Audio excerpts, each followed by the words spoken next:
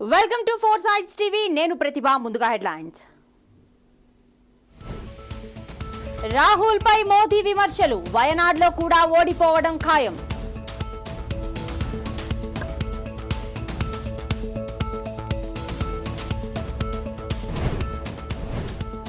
ఓటర్లకు కీలకమైన విజ్ఞప్తి చేసిన supreme court CJI.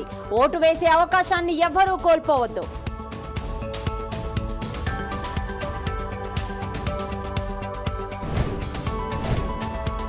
గాంధీనగర్లో Amit Shah nomination. అఫిడవిట్లో సొంత కారు లేదని తెలిపిన కేంద్ర మంత్రి.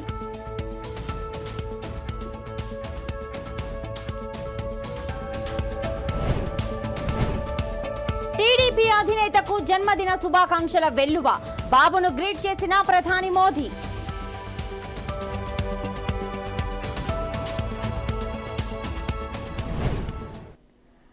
రైట్, ఇక డీటెయిల్స్ చూస్తే అమేథీలో ఓడిపోయిన రాహుల్ గాంధీ వయనాడ్లో కూడా ఓడిపోతారని ప్రధాని మోదీ అన్నారు.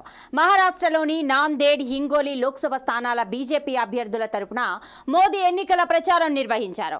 ఏప్రిల్ 26 తర్వాత రాహుల్ గెలుపొందే స్థానంపై దృష్టి సారించాలని ఎద్దేవా చేశారు. సోనియా గాంధీని ఉద్దేశిస్తూ లోక్సభ ఎన్నికల్లో పోటీ చేసే ధైర్యం లేకనే పలువురు ఇండియా కూటమి నేతలు రాజ్యసభకు వెళ్తున్నారని అన్నారు. విశ్వసనీయ సమాచారం మేరకు లోక్సభ ఎన్నికల తొలి దశ పోలింగ్ ఎన్డీఏ కూటమికి అనుకూలంగా జరిగినట్లు తెలుస్తోందని అన్నారు. ప్రతిపక్ష కూటమి తమ అవినీతి అక్రమాలను కాపాడుకోవడానికి కలిసి వచ్చిన స్వార్థపరుల గుంపు అని మోదీ అభివర్ణించారు. లోక్సభ ఎన్నికల్లో ప్రతి ఒక్కరూ తమ ఓటు హక్కును ఉపయోగించుకోవాలని విజ్ఞప్తి చేశారు. ఓటు వేయడం ద్వారా మీరే దేశ భవిష్యత్తును నిర్ణయించిన వారవుతారు.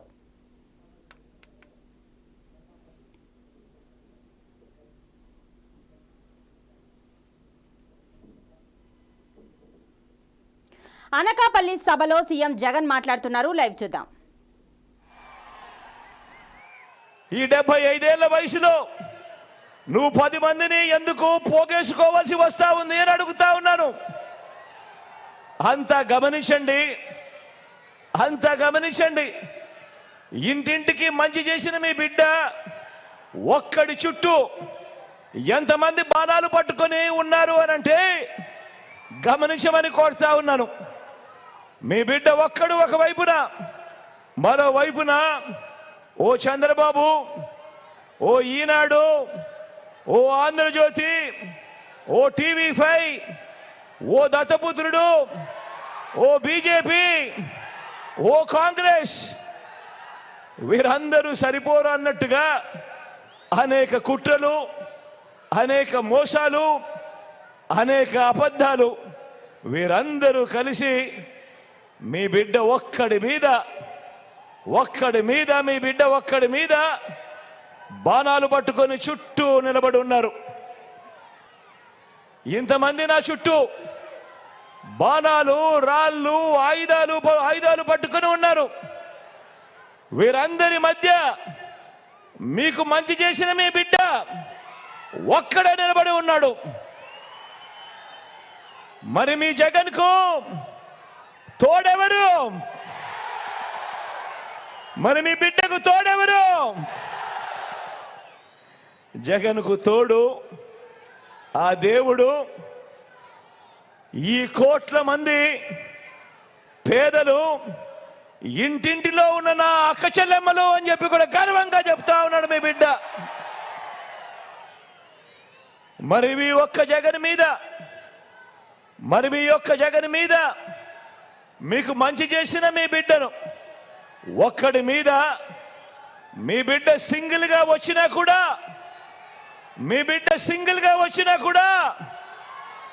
ఎదుర్కొనేందుకు ఎందుకయ్యా బాబు నీకింత భయము అని అడుగుతా ఉన్నాను. ఇన్ని నక్కలు ఏకమవుతా ఉన్నాయి. ఒకే ఒక్కడిని సింగిల్గా ఎదుర్కొనేదానికి ఎన్ని నక్కలు ఏకమైనా కూడా భయపడతా ఉన్న పరిస్థితులు ఈరోజు కనపడతా ఉన్నాయి. అడుగుతా ఉన్నా, అయ్యా బాబు, నేను బచ్చా అయితే నా చేతిలో చిత్తుగా ఓడిపోయి కేవలం 23 మంది ఎమ్మెల్యేలను మాత్రమే గెలిపించుకున్న నువ్వు ఎవరయ్యా అని అడుగుతా ఉన్నాను. ఎవరయ్యా అని అడుగుతా ఉన్నాను. ఓ బాబు, నిన్నే అడుగుతున్నా, ఏమనాలి నిన్ను అని అడుగుతా ఉన్నాను. నేను బచ్చా అయితే 5 ఏళ్ల తర్వాత కూడా సుప్రీంకోర్టు ప్రధాన న్యాయమూర్తి సిజేఐ చంద్రచూడ్ ఓటర్లకు ఒక కీలక విజ్ఞప్తి చేశారు. దేశంలో ఇప్పుడు సార్వత్రిక ఎన్నికలు జరుగుతున్నాయి కాబట్టి ప్రజలు తమ ఓటు వేసే అవకాశాన్ని కోల్పోవద్దని ఆయన సూచించారు. రాజ్యాంగబద్ధమైన ప్రజాస్వామ్యంలో ఓటు వేయడం పౌరుల ప్రధాన కర్తవ్యమని తెలిపారు. లోక్సభ ఎన్నికలు 2024 కోసం ఎన్నికల సంఘం మై ఓట్ మై వాయిస్ అనే మిషన్ను తీసుకొచ్చింది. ఈ మిషన్ కోసం చంద్రచూడ్ ఒక వీడియో సందేశం పంపించారు.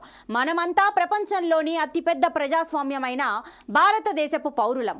రాజ్యాంగం మనకు పౌరులుగా అనేక హక్కులను ఇచ్చింది. అలాగే మనపై విధించిన విధులను సైతం నిర్వర్తించాలని ఈ రాజ్యాంగం ఆశిస్తోంది. అందులో ప్రధానమైనది ఓటు వేయడం. దీనిని మనం సక్రమంగా నిర్వర్తించాలని ఆయన విజ్ఞప్తి చేశారు.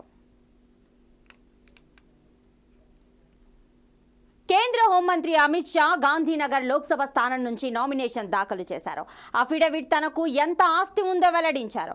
అప్పులు, ఆస్తులు, వాహనాలు, బంగారం, వెండి వంటి పూర్తి వివరాలు వివరించారు. తనకు 36 కోట్ల విలువైన చరాస్తులు, స్థిరాస్తులు ఉన్నాయని అమిత్ షా అఫిడవిట్లో వివరించారు. తనకు సొంత కారు కూడా లేదని చెప్పారు. 20 కోట్ల చరాస్తులు ఉన్నాయని, స్థిరాస్తుల విలువ 16 కోట్లు అని ప్రస్తావించారు. తన వద్ద 72 లక్షల విలువైన బంగారం, వెండి, తన భార్య వద్ద ఉన్న నగలు 1.10 కోట్లు విలువైనవి అని అఫిడవిట్లో స్పష్టం చేశారు. ఇక హోంమంత్రి అమిత్ షా భార్య సోనాల్ షా ఆస్తుల విలువ 31 కోట్లు కాగా ఇందులో 22.46 కోట్ల విలువైన చరాస్తులు, 9 కోట్ల స్థిరాస్తులు ఉన్నాయి. అమిత్ షా పేరిట 15.77 లక్షల అప్పు ఉంది. ఆయన భార్య పేరిట 26.32 లక్షల రుణం ఉంది. టీడీపీ అధినేత చంద్రబాబు 75వ జన్మదినం సందర్భంగా శుభాకాంక్షలు వెల్లువెత్తుతున్నాయి. సామాన్యులే కాకుండా పెద్ద ఎత్తున రాజకీయ ప్రముఖులు సైతం చంద్రబాబుకు శుభాకాంక్షలు తెలియజేస్తున్నారు. కొద్దిసేపటి క్రితం చంద్రబాబుకు ప్రధాని నరేంద్ర మోదీ ట్విట్టర్ వేదికగా జన్మదిన శుభాకాంక్షలు తెలిపారు. చంద్రబాబు ఒక అనుభవజ్ఞుడైన నాయకుడని, ఆయన నిత్యం ఏపీ సర్వతోముఖాభివృద్ధికి తో పాటుపడుతుంటారని మోదీ కొనియాడారు. ప్రజల సేవలో ఆయన దీర్ఘాయుషుతో ఆరోగ్యంగా జీవించాలని ప్రార్థిస్తున్నారని మోదీ తెలిపారు. ఇక తెలుగు రాష్ట్రాల్లో అయితే చంద్రబాబు పుట్టినరోజు వేడుకలు మిన్నంటుతున్నాయి. ఎక్కడికక్కడ ఆయన అభిమానులు, పార్టీ నేతలు, కార్యకర్తలు కేక్ కట్ చేసి సంబరాలు నిర్వహిస్తున్నారు. కొందరు సైకిల్ ర్యాలీ చేస్తుంటే మరికొందరు అన్నదానం వంటివి చేసి తమ అభిమానాన్ని చాటుకుంటున్నారు. వైఎస్ వివేకా హత్య కేసులో ఆరోపణలు చేసిన ఏపీ పీసీసీ చీఫ్ షర్మిలకు ఈసీ నోటీసులు జారీ చేసింది. వివేకా హత్య కేసులో పదే ఆరోపణలు చేస్తున్న నేపథ్యంలో షర్మిలకు ఈసీ నోటీసులు ఇచ్చింది. కడప ఎంపీ అవినాష్ రెడ్డి, ఎమ్మెల్యే మల్లాది విష్ణుల ఇచ్చిన ఫిర్యాదుతో షర్మిలకు నోటీసులు ఇచ్చిన ఈసీ 48 గంటల్లోగా వివరణ ఇవ్వాలని ఆదేశించింది. 48 గంటల్లో వివరణ ఇవ్వకపోతే విచక్షణారహితంగా చర్యలు తీసుకుంటామని ఏపీ ఎన్నికల ప్రధానాధికారి ఎంకే మీనా నోటీసుల్లో స్పష్టం చేశారు. ఇదే విషయమై వైసీపీ వైఎస్ఆర్ కడప జిల్లా అధ్యక్షుడు సురేష్ బాబు కడప కోర్టులో పిటిషన్ వేశారు. సీఎం జగన్, ఎంపీ అవినాష్ ప్రతిష్టకు భంగం కలిగించే వ్యాఖ్యలు చేయరాదని కోర్టు ఆదేశించింది. తదుపరి విచారణను ఈ నెల 30కు వాయిదా వేస్తూ కడప జిల్లా ప్రధాన న్యాయమూర్తి జి శ్రీదేవి మధ్యంతర ఉత్తర్వులు జారీ చేశారు.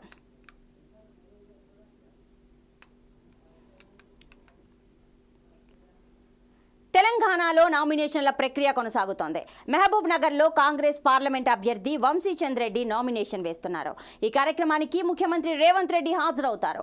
రాష్ట్రం, దేశంలో కాంగ్రెస్ గాలి వీస్తుందని, దీంతో కాంగ్రెస్ జెండా ఎగురుతుందని వంశీచంద్ రెడ్డి ధీమా వ్యక్తం చేశారు.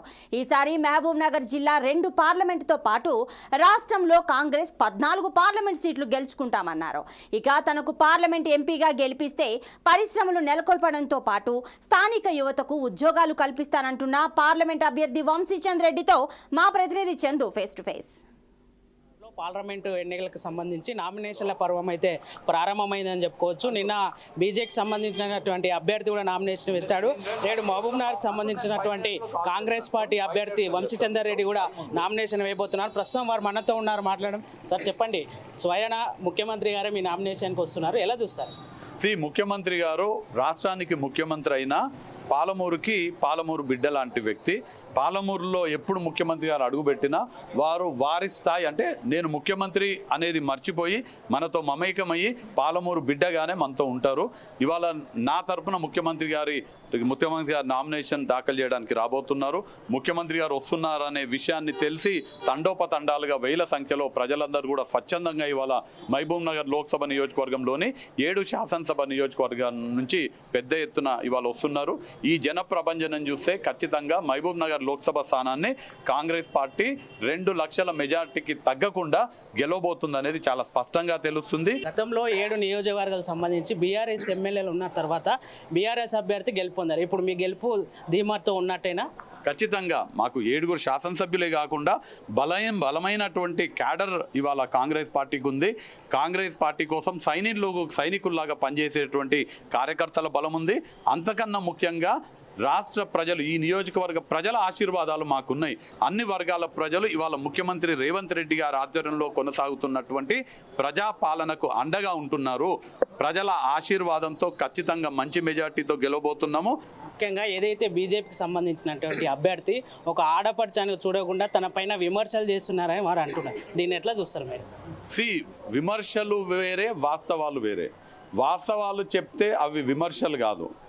నేను చెప్పిందంతా కూడా వాస్తవము. ఎక్కడ మాట్లాడినా వాస్తవాలు మాట్లాడేటువంటి వ్యక్తి వంశీచంద్ర రెడ్డి. ఎవరన్నా సారాదందా చేస్తే వాళ్ళు సారాదందా చేస్తున్నట్టు అది విమర్శ ఎందుకు అవుతుంది? అది వాస్తవం అవుతుంది. దొంగ కళ్ళు అమ్మిన వాళ్ళని నువ్వు దొంగ కళ్ళు అమ్మినావంటే అది వాస్తవం అవుతుంది. కాంట్రాక్టర్ల దగ్గర పైసలు వసూలు చేస్తే అది వాస్తవం అవుతుంది. అది ఆరోపణ ఏం కాదు, నిజాన్ని వాస్తవము అని అంటాము.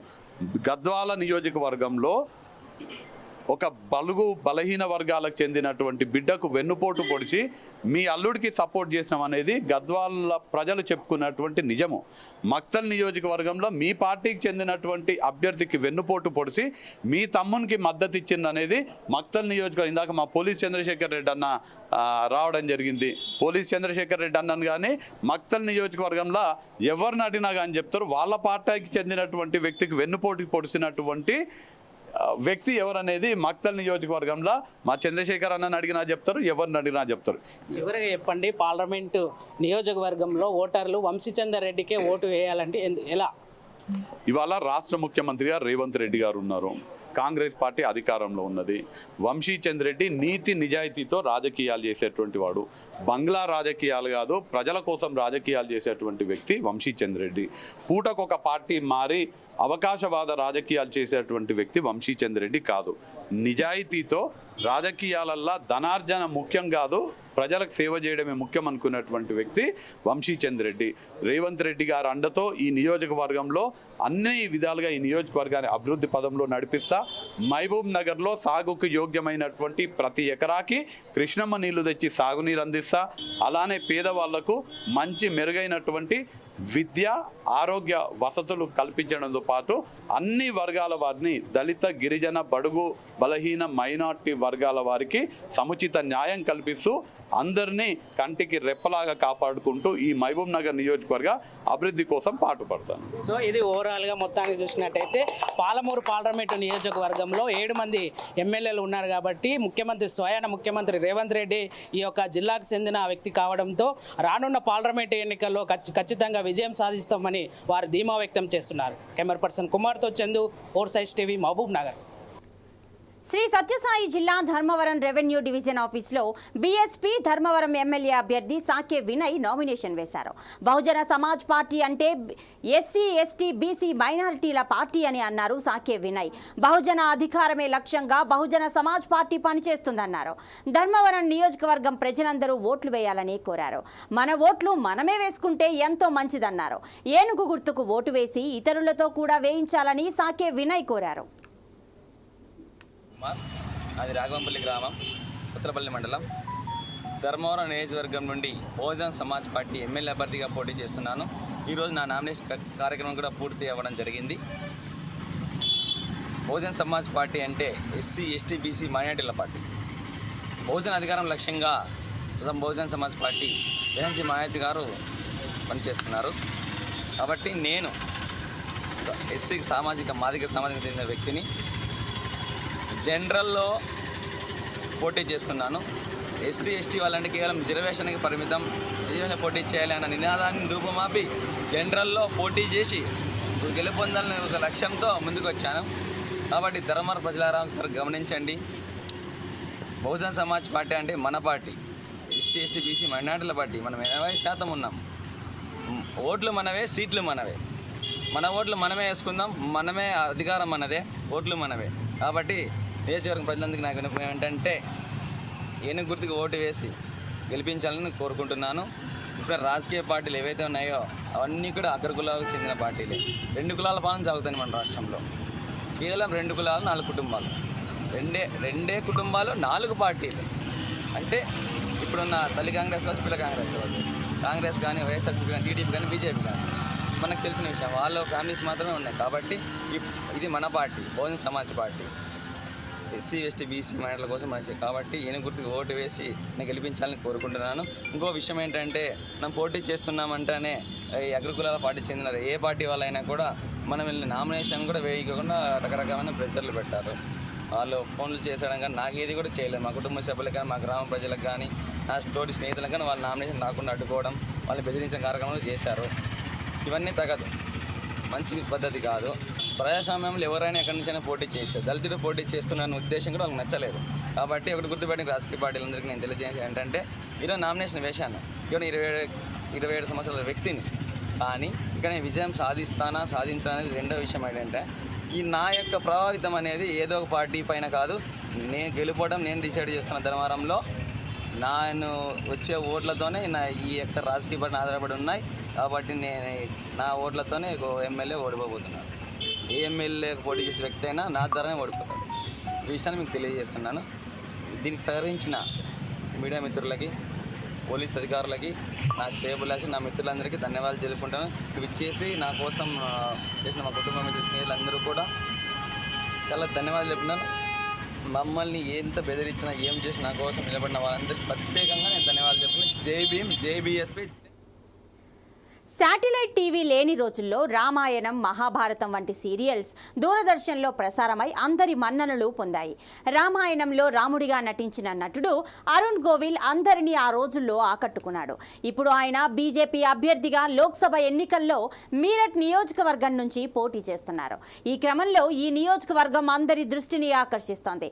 ఆ విశేషాలేంటో ఇప్పుడు చూద్దాం.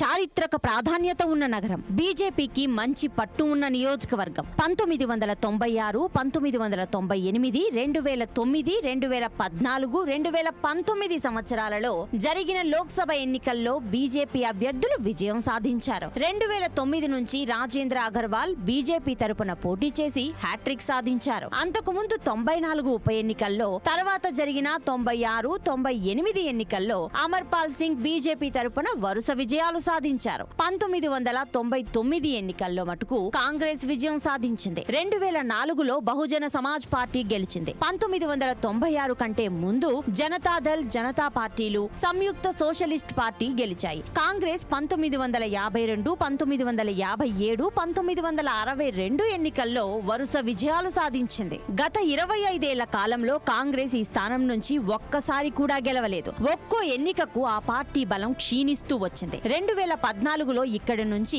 గ్లామర్ తార నగ్మా కాంగ్రెస్ తరపున పోటీ చేశారు. ఆమెకు కేవలం 42,911 ఓట్లు వచ్చాయి. దారుణంగా ఓడిపోయారు. మళ్లీ ఆమె ఇక్కడ పోటీ చేయలేదు. 2019 ఎన్నికల్లో పోటీ చేసిన హరీంద్ర అగర్వాల్ కి 34,479 ఓట్లు వచ్చాయి. తాజా ఎన్నికల్లో పొత్తులో భాగంగా ఇక్కడ నుంచి సమాజ్వాదీ పార్టీ పోటీ చేస్తున్నది. బీఎస్పీ కూడా బరిలో ఉంది. బీజేపీ ఎలక్షనీరింగ్ జాగ్రత్తగా చేసుకుంటే గెలుపు ఖాయమనే అనే మాట వినిపిస్తోంది. నగ్మా తర్వాత బరిలోకి దిగిన కళారంగానికి చెందిన వ్యక్తి అరుణ్ గోవిల్ ఒక్కరే. ఉత్తరప్రదేశ్ లోని మీరట్లో 1952 జనవరి 12న జన్మించారు. ఆయన టీనేజీ అంతా ఉత్తరప్రదేశ్ లోని షాజహాన్పూర్లో గడిచింది. షాజహాన్పూర్లోని ఆగ్రా విశ్వవిద్యాలయం అనుబంధ కళాశాలలో చదువుకున్నారు. అరుణ్ గోవిల్ తండ్రి ప్రభుత్వోద్యోగి, కొడుకు కూడా ప్రభుత్వ ఉద్యోగి కావాలని కోరుకున్నాడు. అయితే అరుణ్ ప్రజలకు శాశ్వతంగా గుర్తుండిపోయేలా ఏదైనా చేయాలనుకున్నాడు. మెల్లగా సినిమాలపై దృష్టి మళ్లించారు. 1977లో పహేలీ చిత్రం ద్వారా వెండితెరకు పరిచయం అయ్యాడు. సుమారు 25 సినిమాల్లో చిన్న చితక పాత్రలు చేశాడు. కొంత గుర్తింపు సంపాదించాడు. 1987, 1988 సంవత్సరాలలో అరుణ్ గోవిల్ లైఫ్ టర్న్ అయింది. రామాయణం సీరియల్లో రాముడిగా నటించాడు. అంతకు ముందు ఒక సీరియల్ విక్రమ్ ఔర్ బేతాల్లో కూడా నటించాడు. ఇక రామాయణం సంగతి చెప్పనక్కర్లేదు. ఆ సీరియల్ సూపర్ డూపర్ హిట్ అయింది. అరుణ్ గోవిల్ కు మంచి గుర్తింపు లభించింది. 78 వారాల పాటు ఈ సీరియల్ ప్రసారమైంది. ఆ రోజుల్లో అరుణ్ గోవిల్ మొత్తం సీరియల్లో నటించినందుకు 40 లక్షల పారితోషికం తీసుకున్నారు. రామాయణం సీరియల్ ను నిర్మాత, దర్శకుడు రామానంద్ సాగర్ రూపొందించారు. రవీంద్ర జైన్ సంగీతం సమకూర్చారు. ప్రపంచంలో అత్యధికంగా వీక్షించబడిన టెలివిజన్ ధారావాహికగా రామాయణం ఖ్యాతిగాంచింది. మొత్తం 5 ఖండాల్లో 17 దేశాలలో 20 వేర్వేరు ఛానళ్లలో వేర్వేరు సమయాల్లో ఈ సీరియల్ ప్రసారమైంది. బీబీసీ ప్రకారం ఈ సీరియల్ ను 650 మిలియన్లకు పైగా వీక్షకులు వీక్షించారు. ధారావాహికలోని ప్రతి ఎపిసోడ్ డీడీ నేషనల్ కి 40 లక్షలు సంపాదించి పెట్టింది. ఆ స్థాయిలో హిట్ అయిన మరో సీరియల్ లేదని అంటారు. 2020లో మొదటి కోవిడ్ లాక్డౌన్ సమయంలో ఈ రామాయణం దూరదర్శన్ లో తిరిగి ప్రసారమైంది. ఆ సంవత్సరం అన్ని రికార్డులను బద్దలు కొట్టింది. ఈ సీరియల్ ద్వారా అరుణ్ గోవిల్ తో పాటు సీత పాత్రధారి దీపికా చిక్లియా, లక్ష్మణ పాత్రధారి సునీల్ లహ్రీలకు కూడా మంచి గుర్తింపు లభించింది. 2021లో అరుణ్ గోవిల్ బీజేపీలో చేరారు. అనూహ్యంగా మీరట్ టికెట్ ఆయనకు వచ్చింది. దీంతో మళ్లీ వార్తల్లోకి ఎక్కారు. ఇక అరుణ్ గోవిల్ మీరట్ లో అటు ఎస్పీ ఇటు బీఎస్పీ అభ్యర్థులతో తలపడనున్నారు. మీరట్ జనాభాలో ముస్లింలు 32%, జాతవ్ 15%, బ్రాహ్మణ్, బనియా, పంజాబీలు 13%, జాట్ 7%, గుజ్జర్ 4%, రాజ్పుత్ 6%, త్యాగి 6%, ఓబీసీ ఇతరులు 5% ఉన్నారు. అరుణ్ గోవిల్ ఖత్రీ, పంజాబీ కమ్యూనిటీకి చెందినవాడు. సమాజ్వాదీ పార్టీ ఓబీసీ వర్గం నుంచి సునీతా వర్మను బరిలోకి దించగా, బహుజన్ సమాజ్ పార్టీ త్యాగి సామాజిక వర్గం నుంచి దేవవ్రత్ త్యాగిని రంగంలోకి దించింది. వివిధ వర్గాల ఓటర్లను ఆకర్షించేందుకు ప్రతిపక్షాలు తీవ్రంగా ప్రయత్నిస్తున్నాయి. బీజేపీ బలం, మోడీ ఇమేజ్ అరుణ్ గోవిల్ కు శ్రీరామరక్షగా మారతాయని భావిస్తున్నారు. ఈ రాముడు ఏ మేరకు మీరట్ ఓటర్లను ఆకట్టుకోగలరో ఫలితాలు వస్తే కానీ తేలదు.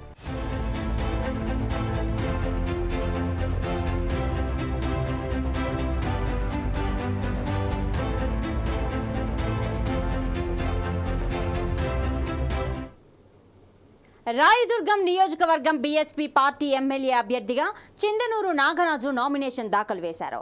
బీఎస్పీ పార్టీ ఆఫీసు నుండి స్థానిక వినాయక సర్కిల్ వరకు బీఎస్పీ నాయకులు పార్టీ కార్యకర్తలతో కలిసి ర్యాలీగా బయలుదేరారు. తర్వాత తహసీల్దార్ కార్యాలయంలో నామినేషన్ దాఖలు చేశారు. అనంతరం ఆయన మీడియాతో మాట్లాడుతూ బహుజన సమాజ్ పార్టీకి మంచి గుర్తింపు ఉందన్నారు.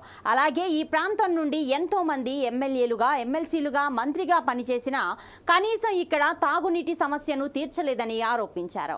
తమను గెలిపిస్తే అభివృద్ధి చేస్తామన్నారు. ఇద్దరు అభ్యర్థులు ఎమ్మెల్యేలుగా ఇక్కడి నుంచి గెలవడం జరిగింది, ఊరు మినిస్టర్ కావడం జరిగింది.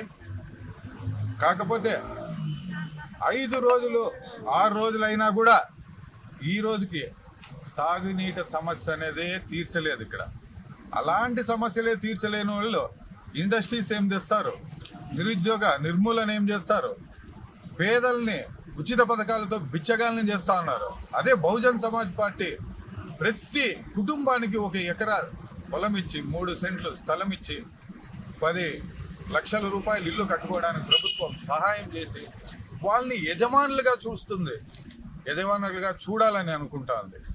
అందుకే ఇప్పుడున్న రాయదుర్గం నియోజకవర్గం ప్రజలకి ఒక్కటే నేను మనవి చేస్తున్నా, ముఖ్యంగా వీళ్ళు బిచ్చగాళ్ళని చేసి మిమ్మల్ని చెంచాలుగా తీర్చిదిద్దుతున్నారు. బహుజన్ సమాజ్ పార్టీని గుర్తించి ఏనుగు గుర్తుకి మీరు ఓటేసి మీరు యజమానులుగా కావాలా, మమ్మల్ని ఆదరిస్తారని చెప్పేసి రాయదుర్గం ప్రజలకి పదే నేను మనవి చేసుకుంటూ, ఈ నాయకులు ఇద్దరు రాయదుర్గం ప్రజల్ని ఓటు అడిగే అర్హతే లేదని చెప్పేసి తెలియజేస్తూ జై భీమ్, జై భారత్. ఆయన పేరు విశ్వేశ్వరుడు. పురాణ కథల్లో గరళ కంఠుని మాదిరిగా అవినీతి సొమ్మును అమాంతం మింగేయాలనుకుంటున్నాడు. కానీ కుదరలేదు, దొరికిపోయాడు. ప్రభుత్వం విచారణ చేస్తోంది. ఇంతకు ఎవరతను? ఆ అవినీతి సొమ్ము ఎక్కడి నుంచి వచ్చింది? ఆ విశేషాలేంటో ఈ స్టోరీ ద్వారా తెలుసుకుందాం.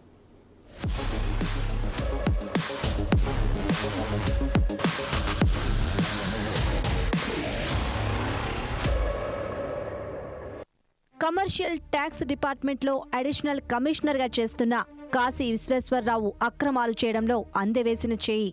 ఆయన గారి అక్రమాలు ఒక్కొక్కటిగా బయటకు వస్తున్న క్రమంలో అతని కనుసైగల్లో పనిచేసిన అధికారుల భాగోతాలు కూడా వెలుగు చూస్తున్నాయి.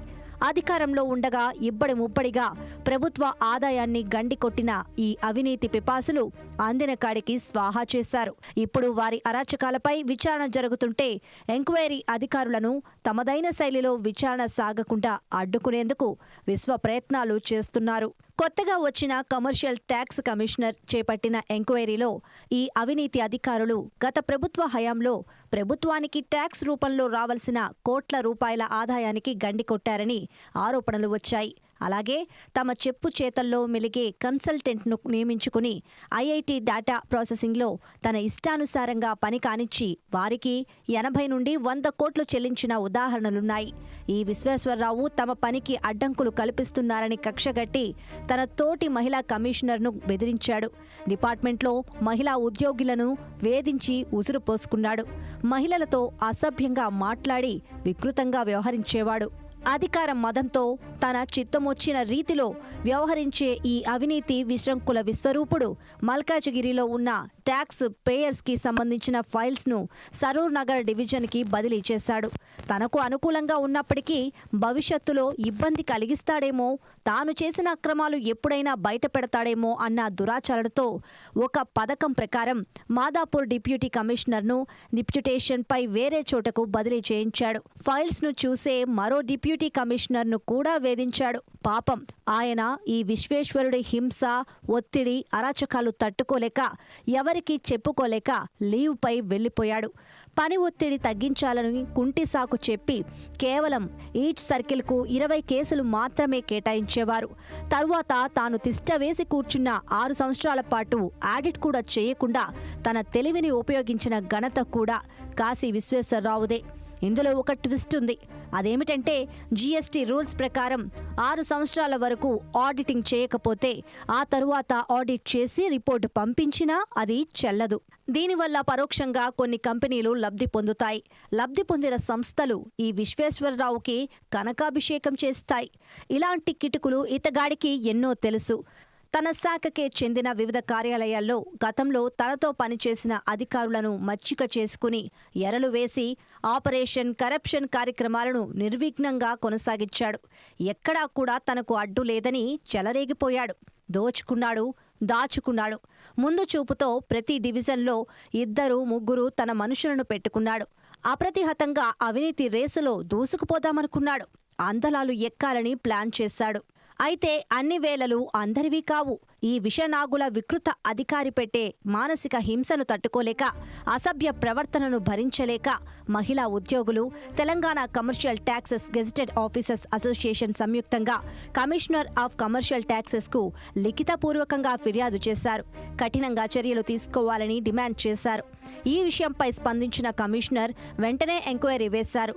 వికృత అధికారికి మెమో జారీ చేశారు. దీంతో కంగుతిన్న అధికారి తనకు తెలిసిన బీహార్ క్యాడర్కు చెందిన ప్రముఖ మాజీ ఐఏఎస్ అధికారి ద్వారా రేవంత్ సర్కార్పై ఒత్తిడి చేయించాడు.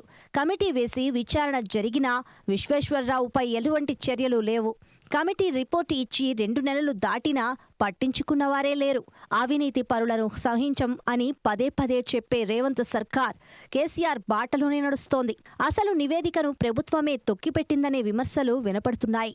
సిండికేట్గా ఉన్న 3 ఉన్నత అధికారుల హామీతో తననెవరూ ఏమీ చేయలేరని భావిస్తూ కాశీ నిర్భయంగా తిరుగుతున్నాడు. కాశీ అధికారులను భయపెడుతున్నాడా, లేక అధికారులు కాశీకి దాసోహమన్నారా? ఈ సంగతి నిగ్గు తేలాలి. ఇప్పటికైనా రేవంత్ సర్కార్ ఇలాంటి అవినీతి అధికారులపై చర్యలు తీసుకోకపోతే గత సర్కార్కు పట్టిన గతే ఈ సర్కార్కి కూడా పడుతుందనే మాటలు ఉద్యోగ వర్గాల్లో వినిపిస్తున్నాయి.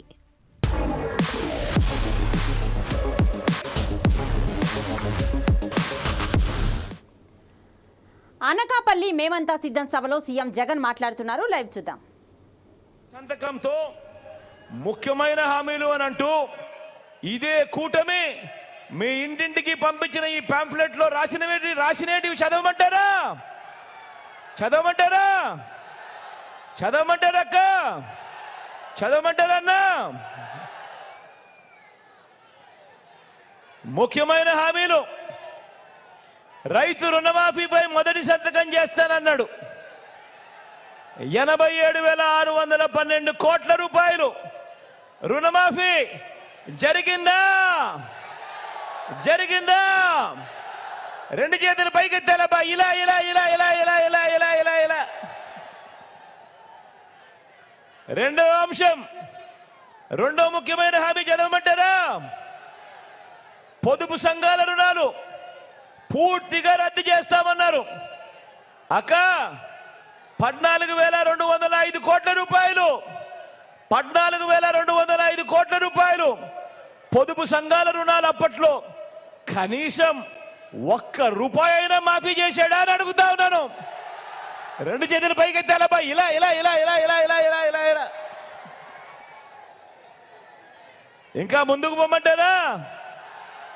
ఆయన ముఖ్యమైన హామీలు అన్నట్టు 2014లో మీకు పంపించిన పాంఫ్లెట్, ఆయన సంతకం పెట్టి పంపించిన పాంఫ్లెట్. ఇంకా ముందుకు పోతే ఆడబిడ్డ పుట్టిన వెంటనే మహాలక్ష్మి పథకం కింద 25,000 రూపాయలు బ్యాంకులో డిపాజిట్ చేస్తామన్నాడు. 25,000 కదా దేవుడు ఎరుగు. కనీసం ₹1 అయినా ఒక్కరి బ్యాంక్ అకౌంట్లో అయినా డిపాజిట్ చేశాడా అని అడుగుతా ఉన్నాను. ఇలా రెండు చేతులు పైకెత్తాను. ఇలా ఇలా ఇలా ఇలా ఇలా ఇలా ఇలా ఇలా. ఇంకా ముందుకు పొమ్మంటారా? ఇంటింటికి ఒక ఉద్యోగం ఇవ్వలేకపోతే నెల 2,000 రూపాయలు నిరుద్యోగ భృతి. మరి 5 సంవత్సరాలు అంటే 60 నెలలు ఇంటూ నెలకు 2,000 రూపాయలు అంటే ప్రతి ఇంటికి 1,20,000 రూపాయలు ఇచ్చాడా?